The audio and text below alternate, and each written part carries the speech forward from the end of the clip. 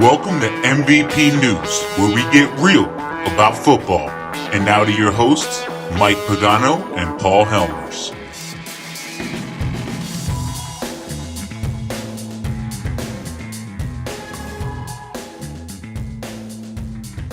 Welcome to Week 2 Picks. Coming at you live, it's Mike Pagano and Paul Helmers. It's a little late in the week. We did miss Thursday Night Football, so I do want to apologize for that.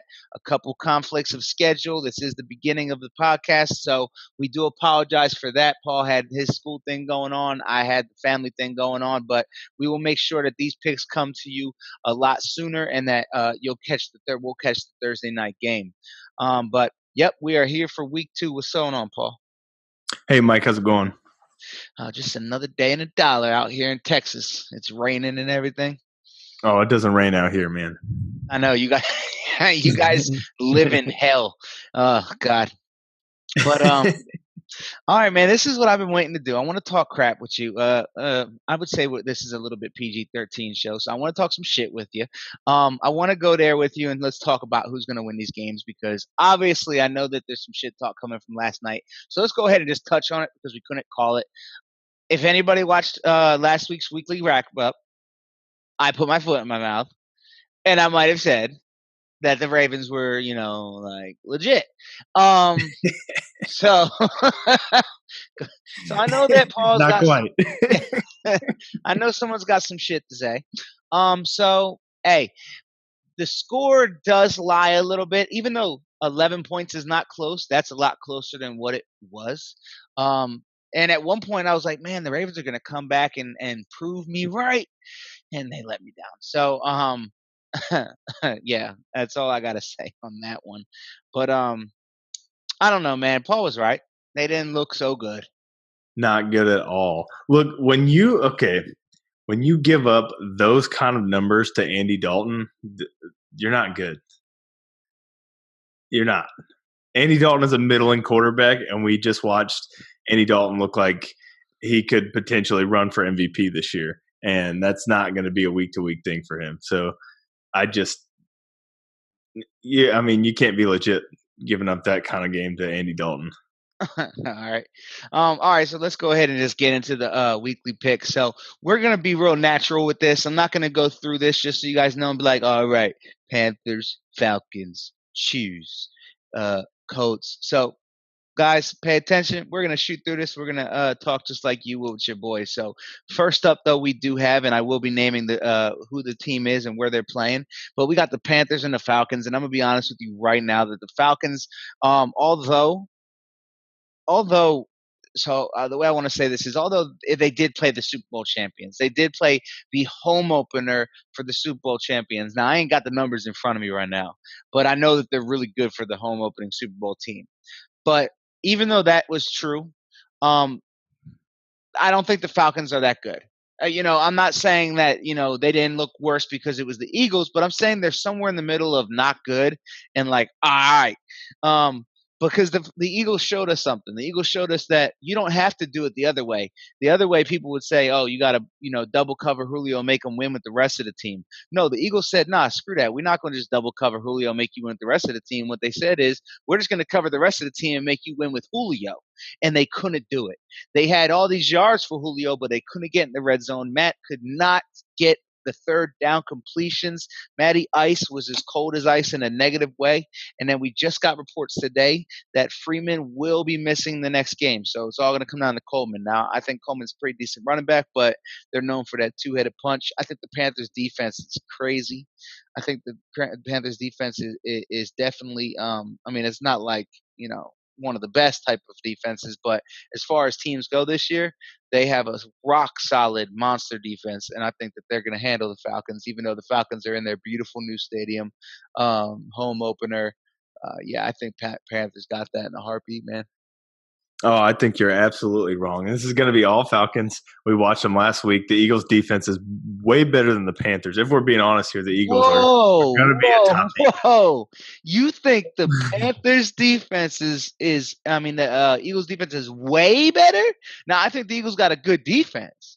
Okay, so maybe I overspoke. Maybe way better is a little too much, but they're still better. Plus, week 1 is basically extension of the preseason. We're looking at Atlanta was trying to clean up some of their actions, and their red zone offense looked a little weak against the Eagles. But again, I mean, when you have a front seven like the Eagles have, it's kind of tough to get in. Now I know Kuechly is probably the best linebacker in the league right now, but man, I think Atlanta's got it. And you say Freeman down, and I know he's not playing this week, but I mean, honestly, Tevin Coleman is still a pretty strong runner, and I think Coleman is great. I think that opens up their offense a little bit. Honestly, hey, here's a side note. I got Tevin Coleman on my fantasy team, so I'm happy. Like I'm cool with that. He's going to get all the snaps. But what I'm saying is that they were known for that two-headed punch because they're both – these runners are very different runners. You got one that's quick to the hole, that hits the gut, that goes right there fast with explosive speed. Then you got your little shakester. I agree, though, that Tevin Coleman is beyond right. He's a great running back. Any team would love to have him.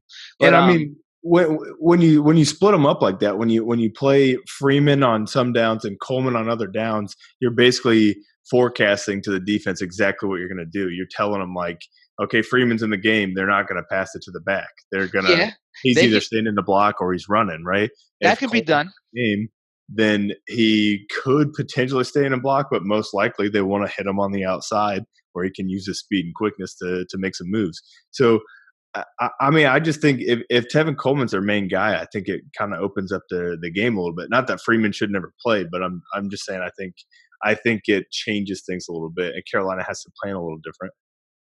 Well, yeah, no, but see, here's what about the running back thing I just want to touch on. I agree with you that could be a downside. That it's sort of like what's the word I'm looking for in boxing when people see your punches coming. Telegraph. Yeah, it could be a telegraph if done improperly. But if it's done properly, you have two running backs that are not fatigued by the third, fourth quarter because the proper run splittage and they're staying full of energy. So it really depends on the coaching and how well it's done. They've done well, but I mean, I think it's going to be a close game whenever these two play. It's these division rivalries. I think it's a close game all day long, though. Yeah, I think you're right. I think it'll be close, but I think Atlanta pulls ahead. I think Julio's getting in the end zone this week, and maybe the red zone offense improves a little bit. Maybe they'll throw to I don't know. Maybe they'll try and hit Hooper or Coleman out of the backfield in the red zone. They won't just only throw to Julio, and maybe they'll get in there this time. Yeah, no, that's a true statement. Next game is Redskins Colts, man. Honestly, I think the Redskins are a really complete team. I mean, they're not like absolutely complete. They have holes, but I'm liking what I'm seeing from them. Their defense has gotten better. Their offense, I believe, Adrian Peterson puts a really good spot. I mean, a really good addition to them. I mean, they've had running backs throughout the years that were decent. But they would be like guys that do like a 3-game spurt and then they disappear. And I mean, Peterson could do that this year. We don't know. But I mean, I like it. And here's the thing. I have a weird feeling Paul Richardson's going to have a breakout game here. I said this earlier. Paul Richardson. Classic Homer. Well, I'm a Seahawk. I mean, he's an ex-Seahawk, yes, but he had 3 targets last week. He was playing a different type of defense. I think that with his speed, his height, his size, and what I saw from him in Seattle, if you have him on your fantasy, people, put him in the flex. I'm telling you, he's going to get you 13, 14 points minimum. Isn't Paul Richardson a little guy? Isn't he a slot guy? No, he's a tall. He's little in size, like weight. Yeah, he's a little skinny bastard, but he's tall and he's really fast. Yeah.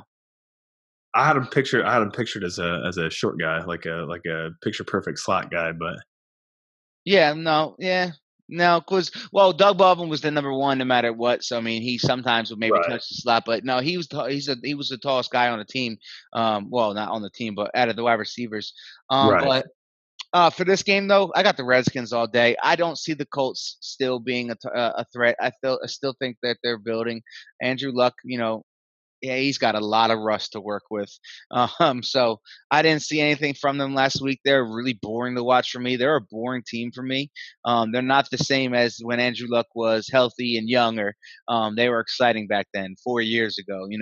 Whatever. So now it's boring to me. I don't like them. I think the Redskins can handle them with ease. I really don't have much to say about this game. Redskins win this game, and it's not close. I just can't believe you respect Andrew Luck so little.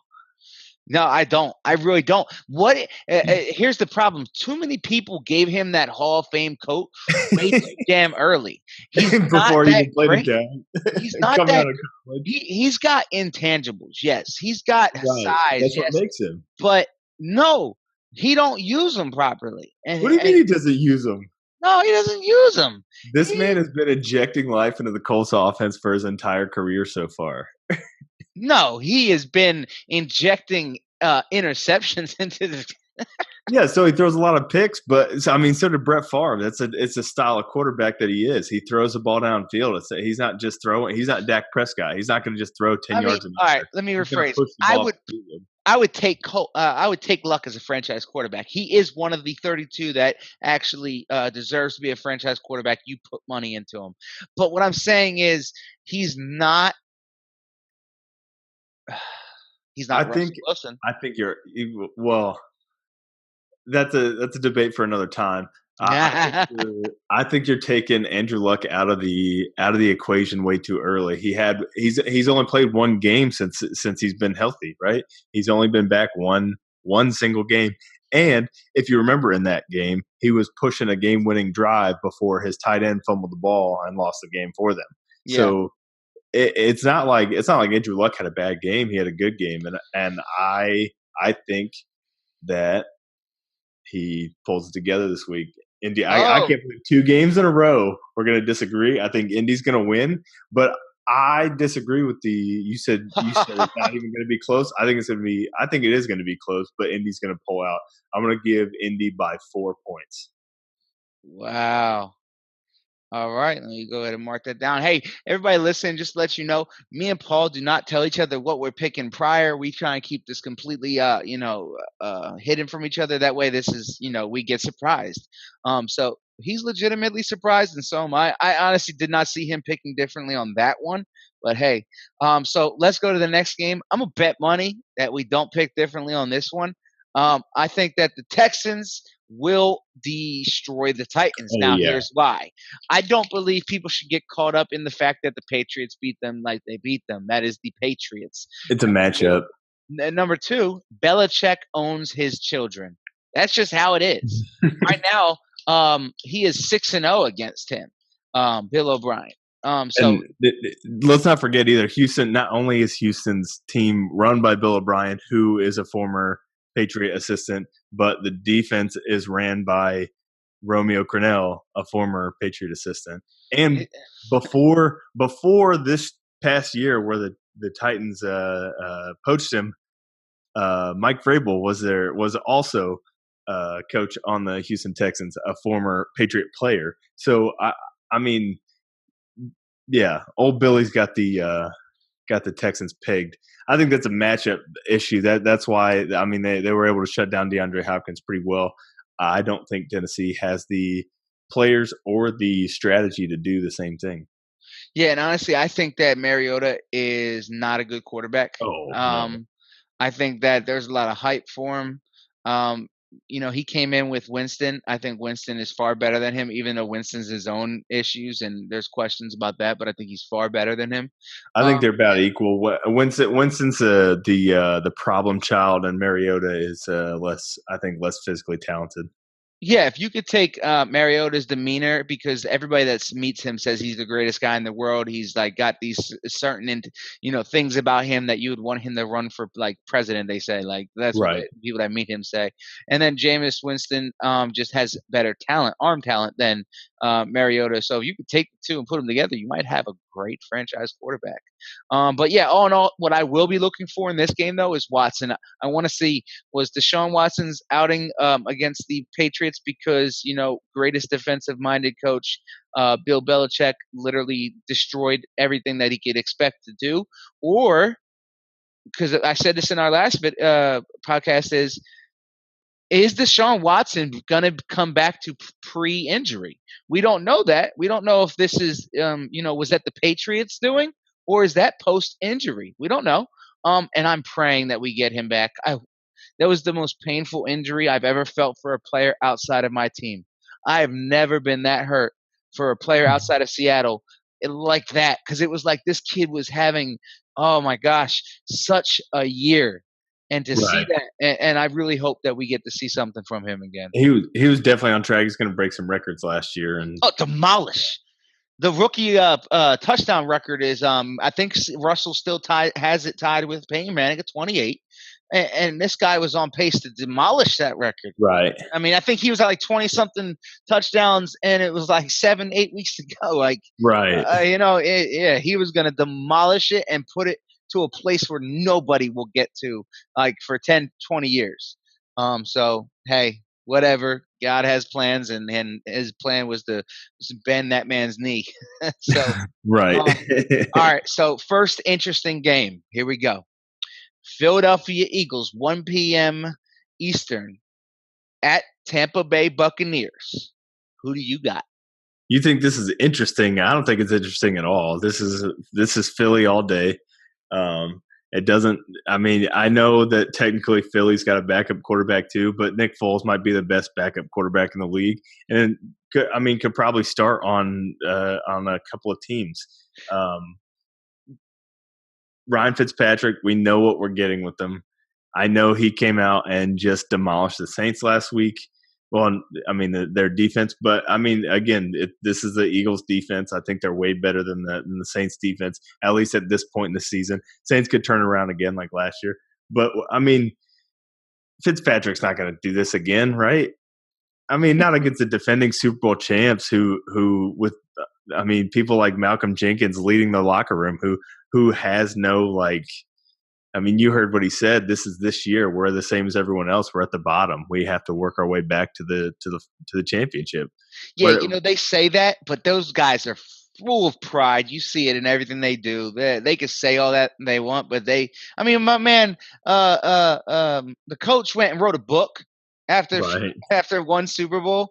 Right. Look, I'm gonna tell you this: the Eagles can definitely win, and they probably will win. They probably will. Their defense is amazing. But Nick Foles did not look like the best. Now, I agree with you. He's the best backup quarterback any team can have because he was the Super Bowl MVP. Right. But I'm going to tell you who the second best backup you could ever have is Fitzpatrick. Like, if I had to have a backup quarterback, I want Fitzpatrick, because he always does this. Now, granted, he doesn't last long. You don't want him covering your quarterback for like 7 or 8 weeks. You'll take him for 2 or 3, maybe 4 or 5. Like, that's the kind of – and the guy's been around long enough that he could, mentor and train. Hey, look, I'm just saying that. Now, granted, you're right. The Eagles' defense is not the Saints' defense at all. This will not be a 48-point game. And I'm not saying that I'm picking the Buccaneers, but what I'm saying is – I think that they actually have a very strong chance to win this game. I don't think so, man. I will not be surprised whatsoever if they win this game. And this wouldn't be a testament to the Eagles being bad. This is that wake-up game. I know it's early to have it, but I see the Eagles taking that pride down there to Tampa for their home opener with all that pride, like, oh, this is the Bucs, and the Bucs smacking them right in their mouth and saying, wake up. But, I mean, didn't you see the Bucs defense last week? Yeah, I saw the Bucs defense. But guess what? If it came down to a shootout, you taking Foles or you taking Fitzpatrick? Oh. Honestly, I'm probably taking Fitzpatrick in that case. He has has more ability to push it. That actually, no, I'm sticking with it. I think I would take and the weapons that each one has with Mike Evans, Deshaun Jackson, and OJ Howard and Cameron Brate. I think you're right. I mean, if it were to come down to a shootout, I think you're right. But that's what I'm saying. I'm just worried that, like I said, the Eagles go down there to Tampa with the pride, show up there, and it just becomes, I've seen Tampa do that. Heck, they did it to us 2 years ago, I think, or 1 year ago. They caught us off guard, jumped up to a 23-point lead. Now we came back, we won the game, I think. But they can do it. But no, I picked the Eagles A though. little humble brag for you there, real quick. Yeah, probably just one of the best teams ever in history. Seattle Seahawks. Hoorah. So yeah, I picked the Eagles though. I'll be honest with you. I am a realist. I'll tell you what there's probabilities in. All right, now here's the actual game where I think you and I may disagree. Chiefs, Steelers. Who wants to go first? I'll let you go. I'll let you go first. Okay. So let me tell you why the Steelers are going to win this game. And I tried to talk myself out of it. I tried to say, come on, look at the Chiefs. They're great on both aspects of the ball right now. They just came off of a great game.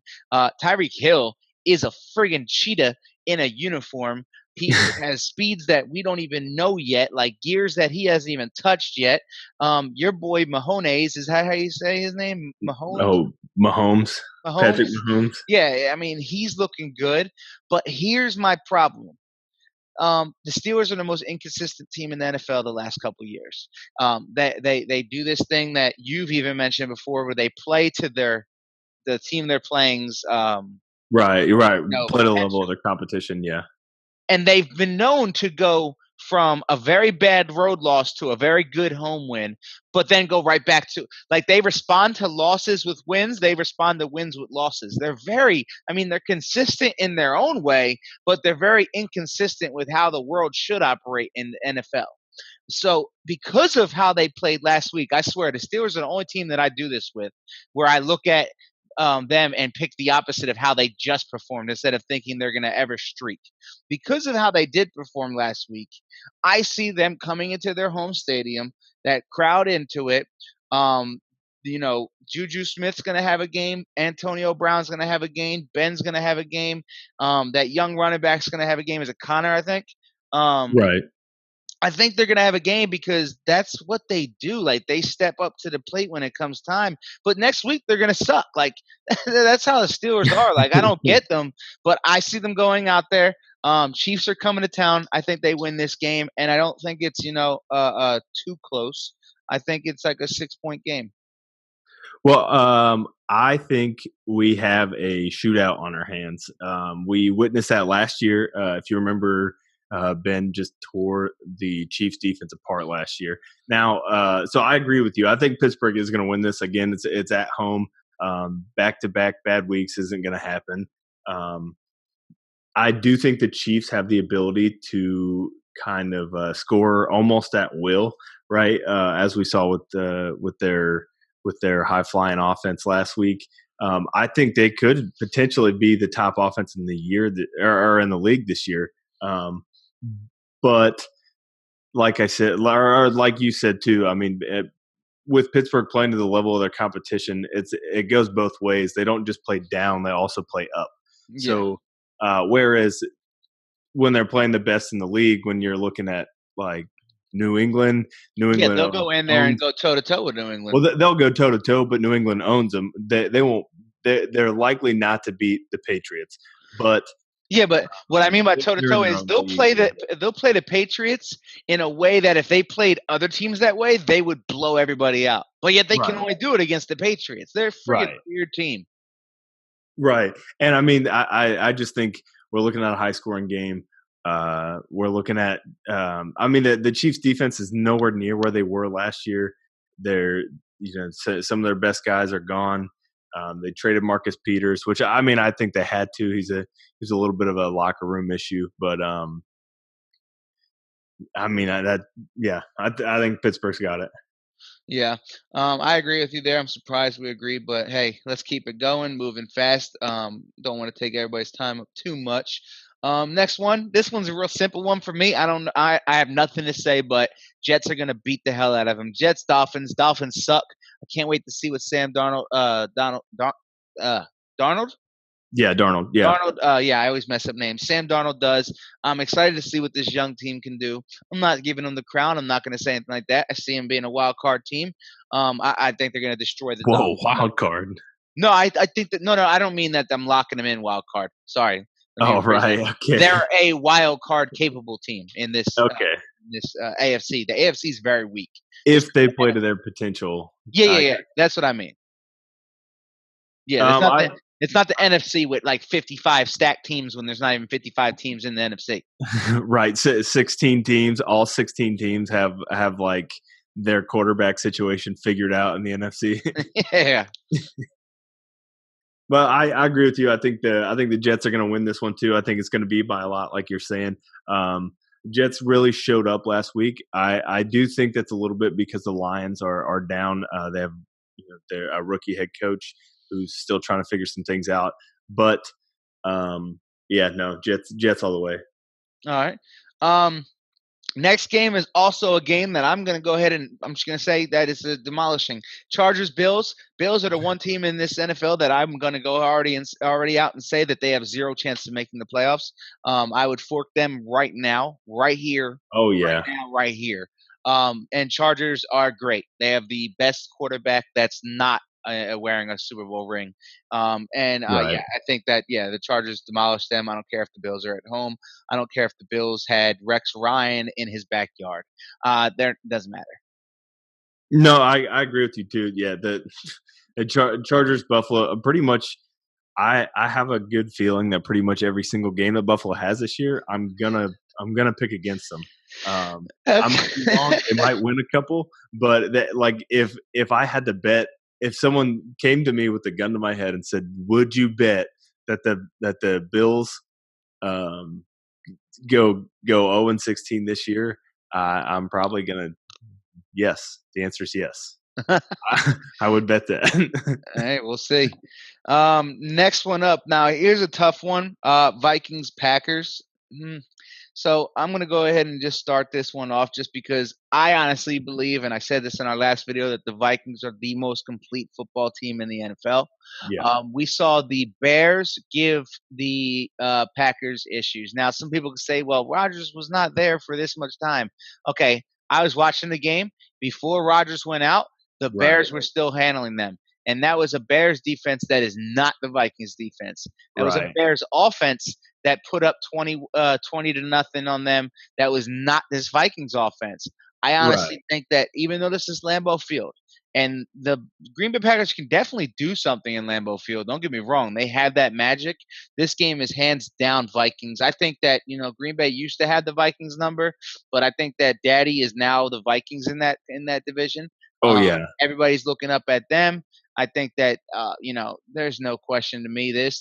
Vikings I'm really intrigued at the Vikings. If I wasn't a Seahawks fan in the NFC, the Vikings would be my, yearly pick. There's a team every year that I follow. Vikings are my yearly team I want to follow because they're just fun to watch. And what is it? Two of the last 3 years they've been division champs. Yeah. Yep. And last year they made it to the NFC Championship game. Right. I mean, there was a little bit of that miracle, that Stephon Diggs touchdown for the last play of the game that no one saw coming. Yeah. Anyway, but still, I do think. Yeah, someone blew their. I don't know who it was. I forget who it was, but someone blew their coverage for the Saints. Yeah. Oh, wasn't it? It was a rookie, right, out of Ohio State. But no, I think you're right. I think the Vikings are going to take this one.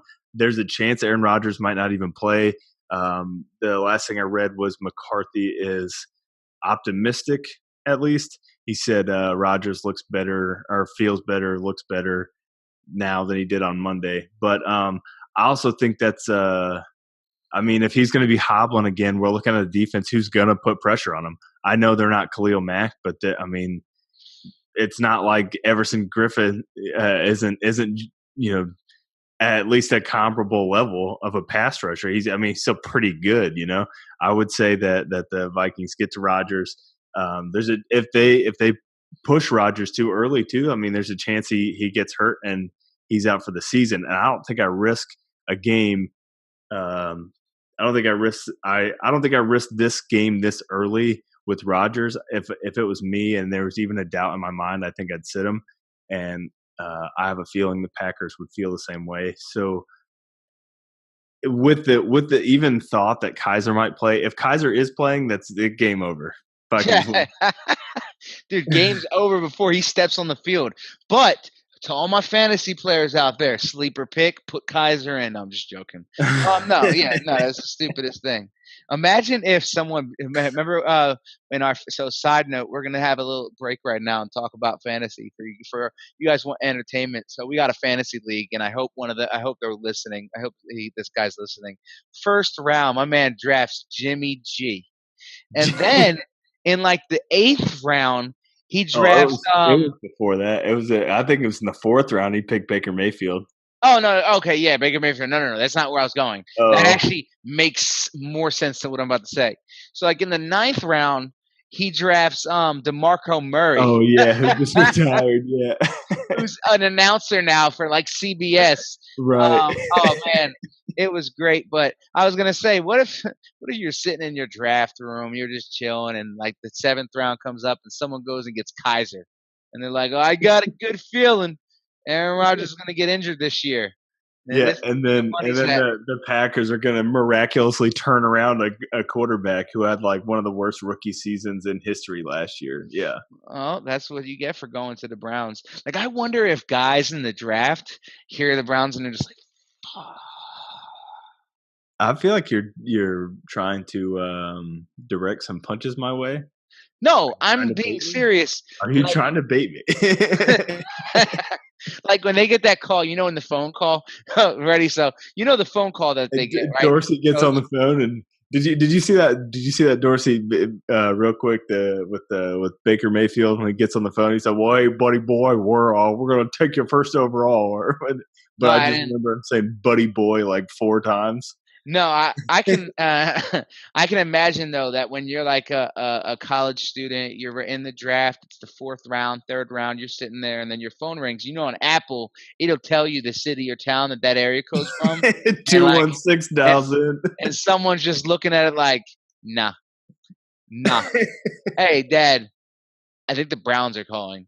Don't you answer that damn phone. You wait till them Pittsburgh Steelers call. I think. I'm sorry, Paul. I think you're wrong. I think people want to be drafted as early as possible. So the Browns have had early picks. Collective bargaining. Yeah, I know. Pretty much every year for a long time. So that's I think they're happy to get the call. Speaking of beautiful transitions and speaking of the Browns, next up we have the Cleveland Browns going into the Mercedes Dome. Is it still the Mercedes Dome? I believe so. Mercedes-Benz Superdome. Yeah, but didn't the Falcons, don't they also have Mercedes? Yes. Theirs is awesome. That's a slap in the face. Like, hey. I wonder if is it still the Mercedes-Benz Superdome? I believe so. I don't know. I have to look that up. But next game. It is a Mercedes-Benz Superdome. How about that? But side note, I know, sorry people, but listen, the Falcons Stadium is beautiful. And I would love to go there. Oh, yeah. When they first opened that up on the Monday night, I remember watching that on the TV. Right, with that halo screen at the top. Oh, my goodness. That is amazing. Like, I would love to see that in person. And I hate the Falcons.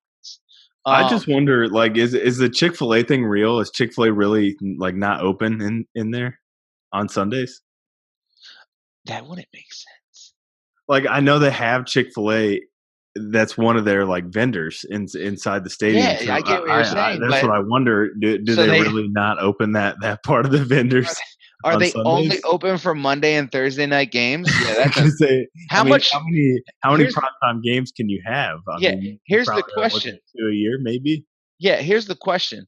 They pay God knows how much rent for that booth. Oh yeah. And they're open Sundays. I don't care. Nobody says they have to be. They have to. Yeah, there's no way they're profiting. They're in there. They say a prayer beforehand. They ask for forgiveness, and they serve chicken. But yeah, so on to the game. Browns and Saints. Now, I actually want to pick your Browns. I want to. You want to know why? I do too. I want to because I have an actual reason, not because I have a weird unconditional love for them. I have a weird unconditional love. I'm loyal, Mike. I'm sorry. Sorry, I'm picking my team. No, seriously though, because of what I saw them do with a high-powered Steelers offense, I saw them stick with them. I saw them, do some great things out there. I saw them get 5 turnovers. Yeah, And I saw a Saints D that couldn't stop the Bucks. Like, right. the reason why I can't pick them is because it's in New Orleans. I can't pick against Breeze in the Dome at the home opener against the Browns. I hate to say it. I don't think I can pick the Browns either in this game, but for more reasons than just that it's in New Orleans. But you go ahead. Yeah, I'm gonna go ahead and say it's more reasons than it's actually in New Orleans. There's actual game reasons. No, but seriously, but I mean, yeah, they got the Saints have an incredible offense. I'm not putting anything behind that. Breeze in his older age. Everybody talks about Tom Brady, and definitely he deserves it. But a lot of people, the people like you and I that actually, we know football, we talk about Breeze, but like your average football fan that's not a Saints fan, you don't hear a lot about Breeze. They'll recognize when right. you bring Breeze up. Like if you bring Breeze up, they'll say, "Yeah, oh yeah, Breeze, of course, one of the best." But like on their own, Breeze doesn't get a lot of that. And like I said, Right.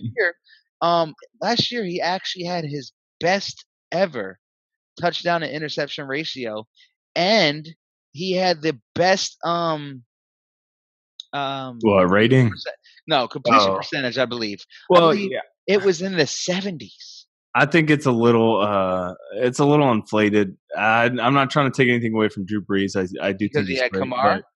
but it's not just that he had Kamara, but they completely toned down his role in the offense. He went from being a 5,000 yard passer to like a 4,500 yard passer. He dropped his production a little bit, and I think they're transitioning to that point where he's not the focal point anymore. I think they want it on Kamara, but Hey, breaking news! Dun, dun, dun, dun, dun. Dun, dun, dun, dun, dun, dun. Breaking news: the Bengals fear running back Joe Mixon will need knee surgery. Oh, bet they wish they didn't move on from Jeremy Hill. But doesn't Jeremy Hill also need knee surgery? It looks like after the Ravens game, Mike Garafolo from NFL Network is reporting that it's he will need arthroscopic surgery to clean up the knee he injured in the game last night. So that's not the end of the world. That arthroscopic isn't gonna keep him out forever. But the scary part is if he doesn't. Yeah, if that scope ends up turning out that he does need something more serious, then we're looking at some serious. We got more breaking news. Ben Roethlisberger is questionable against. I think he's been questionable. He has that bruised elbow, right?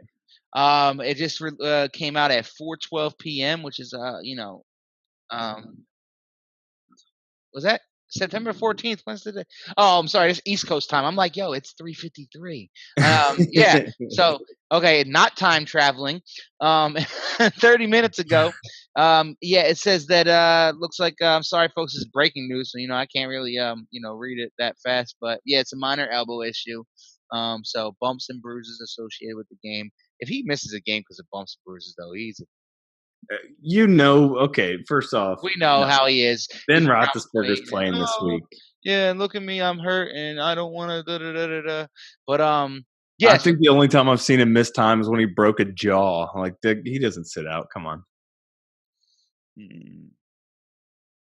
Okay, so back to what we were talking about. Now, I do want to say something. We were talking about the Saints and all that stuff. So when it comes to passing, go ahead, finish saying what you're saying, because I took us away with the breaking news, and I apologize for that. Oh, now I remember. Yeah, Drew Brees had a 72 completion percentage last Right. year. He threw for 4,334 yards. Now, granted, I know we're used to him doing 5,000. 4,300 is still a lot of yards. Oh yeah, but I mean, but how many quarterbacks in the league get 4,000 yards these days? There was only 8 last year. So the 8 were Alex Smith, Kirk Cousins, 8 Matt out of Ryan, 32. You're talking about 25% of the league, man. That's oh, a look at fourth you, of the Mr. league Quick hits Math. that. Surprised, humble brag. Russell Wilson had 3,983, so he was only 27 yards short of 4,000. And yeah, I mean, Russell Wilson doesn't get the help that Drew Brees does. That's what I'm saying. Like, But the main thing I was pointing out, though, is when I first started this was that Drew Brees had a 23 touchdown to 8 interceptions. Now, granted, oh yeah, 23 is very low for him, but right. But have 8 old, is also very old low. Alvin, when you have old Alvin back there, Right, that's what I'm saying. doing Yeah, monstrous things, well, that leads to and things. and you could throw swing passes and get 20, 30 yards on them. Yeah, he can inflate your yardage as well. Okay, all right. So had a little thing right there, but some technical difficulties, if you will. yeah. So let's go ahead and get on to the next game. We're actually probably running low on time here, so we're gonna do a little fast round. The final games we're gonna go through aren't that great. I mean, there's some good games, but I mean, I can hit these pretty fast. But 49ers Lions, what say you? Oh, Niners all the way. Niners Jimmy all G the way. recovers from last week playing against that hard defense. I agree with you, and Patricia still doesn't have hold of that locker room. They don't like that he's coming in there bringing Belichick philosophy. Right, And what a bunch of it's prima not donnas, Belichick. man. Yeah, but I agree. I agree with you that if a guy comes in there and he brings you, whatever he brings you, that's your new head coach. You shut the hell up. You do what your new head coach is bringing to you. Now, what I will disagree with though is the fact that I don't know why he thinks that he can go in there and be Belichick. Be yourself, man. Like you're not Belichick. Don't come there Um, and change who you were, because at the Patriots he was the friendly coach. He was the players coach. Now he's showing up here and trying to be Belichick, which is the strict, like, you can't do this, you can't do that, you can't do this. I And that's not think wrong. look, everyone is more or less a product of their environment, right? If you look at watching Hard Knocks, if you watch Cleveland's coaching staff, right, their coordinators are the hard asses. They're not the nice guys. And Hugh's the pat you on the back, be your friend kind of guy. That's their dynamic there. Well, in New England, the dynamic is obviously different because Bill Belichick is nobody's friend. I don't even know how that guy has a wife, girlfriend, fiance, whatever she is. I mean, he never shows any kind of emotion. You hardly ever see him smile. He doesn't like anyone. He hates talking. Like what? You have to have coaches that do those things with the players, or you lose them completely. So, in that sense, Belichick runs the show. He gets to be who he wants to be. The coach, the assistants have to follow along with that. And I think Patricia's trying to emulate his mentor. I mean, and there's no better mentor to have in this day. So, Yeah. I think the Lions players need to shut their mouths. And I do want to throw a side note out there. Every single mentor of Bill Belichick's or mentee has failed, and I want to say that is because of Belichick. Now, here's why. Just a quick note. And I was listening to something the other day, and I was reading something, and it was brought to my attention that Belichick, like you just said, doesn't share anything. He doesn't talk to anybody. There's a difference between mentoring people and people trying to learn from you without you trying to teach them. What I mean by that is, right. I could be a great leader and you try and pick up things from me just because you're around me. And then I could be a great leader and I sit you down and teach you. Mike Holmgren sat Well, down people and taught them. And right. Well, coaches well, became that's great. that's I don't think because he Mike did. I don't Holmgren. think Bill Belichick actually mentored anybody. I think these guys just thought, I'm gonna learn from him, and then they got chances because people were like, "Well, they worked under Belichick; they must be knowledgeable." And then they find out Right. when they get there, Belichick never even told me anything, and he Right. wouldn't share anything with me. Like, I'm kind of just going with it Uh, here, and that's why they try and replicate Belichick, because they're like, "Well, this worked for Belichick." well, I think that's why there's a big. I mean, myself included, everyone's quick to crown Belichick as the best in history, but I think there is a little bit of more of a debate that needs to happen between him and Bill Walsh, because Bill Walsh is a guy that that I mean, he made Mike Holmgren. Mike Holmgren worked for him. And when you look at Bill Walsh's tree, it just goes right down the line. They all act like that. They all coach and they like all that. had They all greatness. do that, right? Yeah, I mean George Seifert and All the way Holmgren down worked for to him, and Andy Steve Reid Mariucci. is still Steve out here doing Mariucci it. worked for him, and Andy Reid did it. And under Andy Reid, you have Doug Peterson now doing it in Philly, and it just, I mean, that's kind of how. And even the Bears have Matt Nagy, right? That just came from Andy Reid. So I think that's the big difference between those two, and I think that's why I say a lot Bill Belichick's the greatest of all time, but I think there's more of a debate than that. Belichick's the greatest when it comes to just winning games and winning Right. rings. And honestly, Belichick and Brady should never go separated. If you talk about Belichick, you got to talk about Brady because before Brady, Belichick was nothing. He got fired from places. He didn't have winning records. He was nothing. And I'm not saying that to be disrespectful. I mean, he had made the nothing. Super Bowl with Drew Bledsoe, and then Brady had to step in. Brady didn't step in on the Super Bowl game. Well, yeah, but I mean, still, it's not like the Patriots were bad that year. But that was his Brady. first winning. That was his first winning season, and Brady came in and finished it up and got him there. So absent Brady, dude. Yeah, but what happened last year when it was all on Brady's hands? What? Last season, they lost the Super Bowl. I'm sorry, they lost his 8th Super Bowl appearance. That was some quick shade. I love Tom Brady. I'm just. I wish he would have lost my Super Bowl that we played him in. All right, next. Cardinals, Rams. I give this to the Rams. They're not the Vikings. They're not the most complete team. They're like the second or third most complete team. Very complete. Now, granted, I don't know what where Sue was at last game because I know he got a contract. I didn't see him. What I think is that maybe Sue's finally accepting coaching and playing as part of a unit instead of as himself. You know, that was always a big knock on him before. And I think maybe since you got Aaron Donald and you have that secondary and you have those linebackers that I'm talking about presence. I didn't see anything.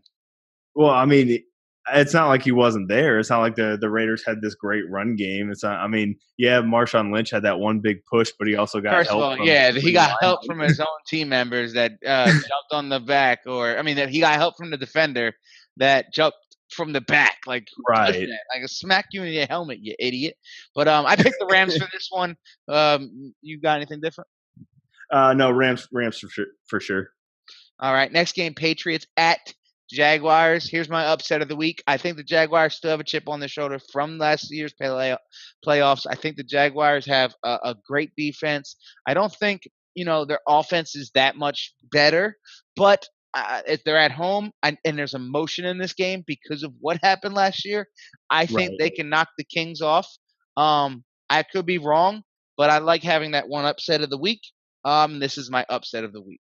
I think you're wrong. I think New England takes it, and it's for the reason that you just said. Jacksonville is going to have some emotion, and they're going to overdo it because that's what they do. That's what Jalen Ramsey tends to do. He tends to say some things that he probably shouldn't say, like dog Andrew Luck for being way overrated when Andrew Luck destroys them when they play.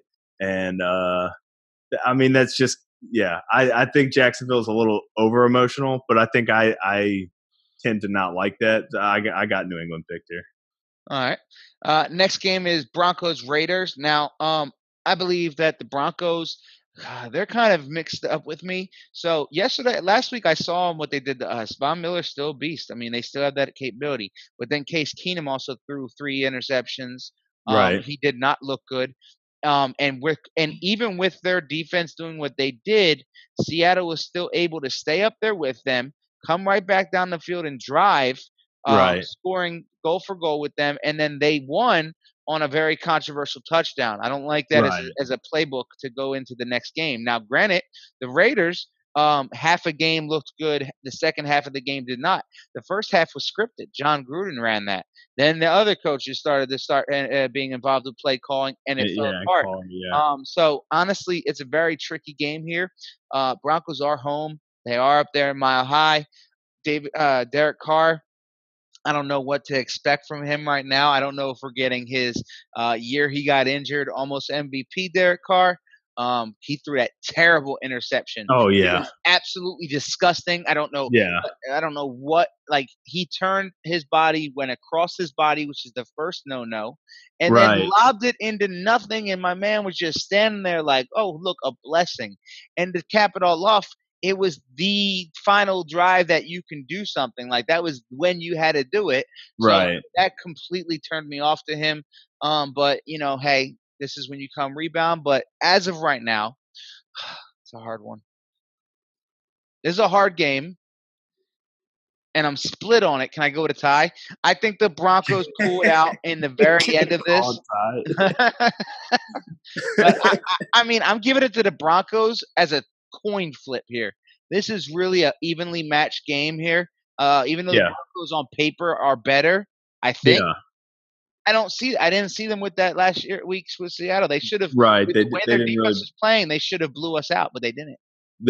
bring it, and that was supposed to be the thing with Denver this year. Was the addition of Keenum was supposed to really give them the push that they needed to be more complete. Um, I have Oakland picked in this one just because I think this is Gruden's chance. He's gonna flip it around. He's coming off that rough week with that second half like you're talking about. Their defense didn't look awful even without Khalil Mack. Now they didn't really get any pressure, but I think they can play at least with Denver as far as their offense.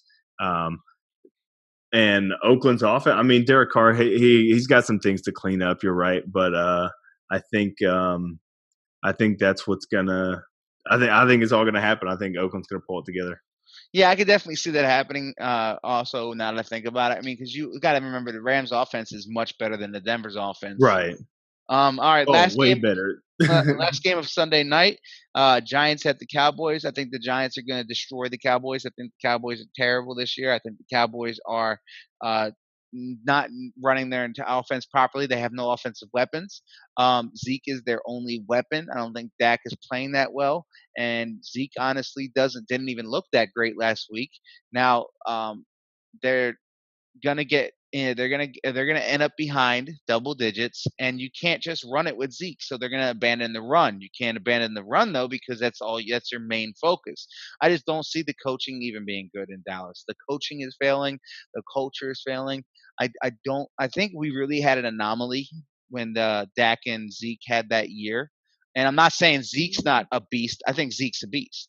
I don't think Dak is actually what we thought he was going to be. I think he is what he is, a fourth round quarterback, a leader, a game controller, but he's not the guy that's going to come out and dominate and make things happen out of nowhere. He's not the Russells. He's not the Yeah, Breezes. right. He's not the Wentzes. I think Wentz is tremendously better than Dak. And Yeah, not even close. there was an argument though in their second years when Dak had that 15-1 season. Right. And no, I think that he's not that great, but I think the Giants have way too much power on offense, and their defense is good enough to stop that weak offense of the Cowboys. I give this to the Giants all day long. See, I wanted to pick the Giants here. I did, but I went the other way. I went with Dallas, and I picked the Cowboys. Like you said, they don't really have much weapons on offense, and I agree. Right, it's not like they have any game breakers at wide receiver, but Dak Prescott is better when he spreads the ball around, right? And that's what he has to do right now, and that's the only thing he can do. I mean, it's not like what are the Giants going to double one of their receivers? Like there's no point, Don't there's no point at all. They're going to probably stack the box. It could potentially give Dak a better chance to kind of open up. Now, they're also missing Jason Witten from last year. That's a huge loss. But I think everyone's too quick to jump off the Dak train. I think he's still pretty good. I think he can pull this one out. And yeah, I'm going Dallas. All right, so let me add one thing to your little statement there. So you started it with, well, I was gonna pickle. I've heard something similar once. I once heard a crackhead said, I was going to be a human being, but I smoked crack, because that's what you sound like right now. Let me explain what you just pretty much said, and it disappoints me being my partner on the show, because I expect football knowledge. Listen to me. You just admitted that they have nothing on offense. And that's why they're going to win, because he's forced to try and spread the ball to nobody. Now, hey, what happened when Dak Prescott played without Dez Bryant? Who was their lead?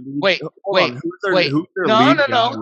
Don't you hold on me. Wait, you talking about back when he had the best offensive line in the NFL? What's changed? His line. Who's gone? Do I have to pull it up? Hold on. Because now you're challenging me. Talk. You have to talk. Can't be silent. I'm telling you, man. This is. I mean, you're talking about the Cowboys like he didn't have great game when Dez Bryant was gone. Who was their lead guy? Who was their best receiver? Terrence Williams, Cole Beasley, because both of those guys are still on the team, right? Yeah, Beasley. Right, and so they upgraded from what they had other than those two guys. But yeah, they lost Dez, but that's what I'm saying. Like, you lose without Dez, they have a better receiving core now than they had without Dez before.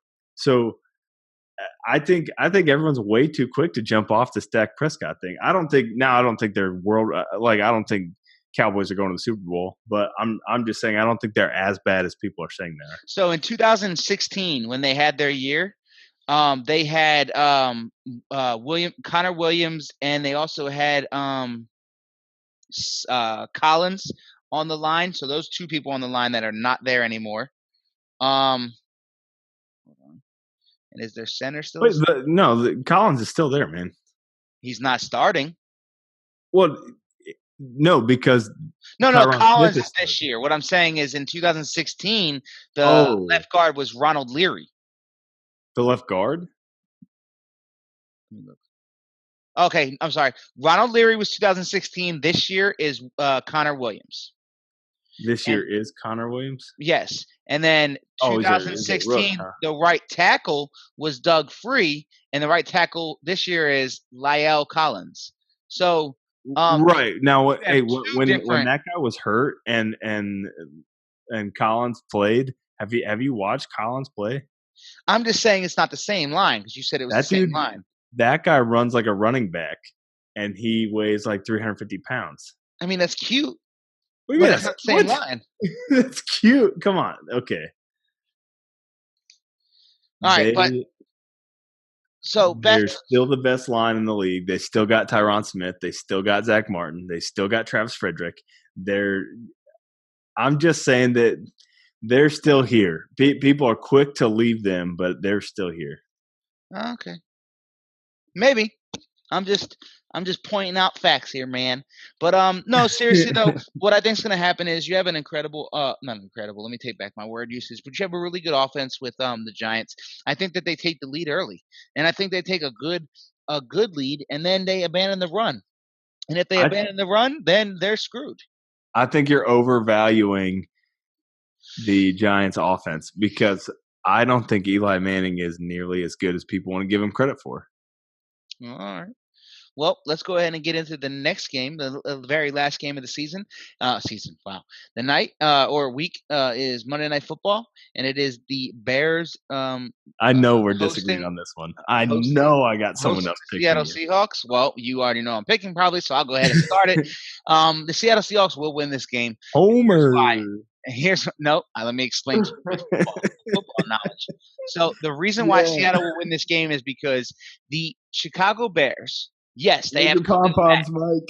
They have Khalil Mack. Okay, we played Von Miller last week. Von Miller did get to him, but what happened? Seattle was still 4 sacks. Yeah, but guess what? That means even with 4 sacks, Seattle was still able to put up 24 points. They were still able to accomplish what they were trying to accomplish on offense. They still able to stick in there, and they were playing a much better defense. It wasn't just Von Miller. Just like the Bears are really, they have a decent defense. Now, the thing is, on offense, I mean, Case Keenum, Mitch Trubisky. I'm sorry, I don't see that big of a freaking difference No, between. I agree with you. And then offensive weapons, you have a two-headed running backs over there at Denver Broncos with Thomas and Sanders. Much different offensive weapons. I do not see that with the Bears. Bears running game is better than the Broncos for sure. With Cohen? Jordan Howard and Tariq Cohen, yeah. I don't know if I would say better, but we'll find out. All in all, I see Seattle winning this game 26-17. 26-17. You're giving them 9 points. Yes. Okay, 9 points is a huge margin in the NFL, right? That's crazy. I was being First off, this game is more like decided by one score, whether that's a touchdown, field goal, whatever. It's a one-score game, right? Not only that, I'm locking in the Chicago Bears, right? He's going to lock it up. Why am I picking the Bears?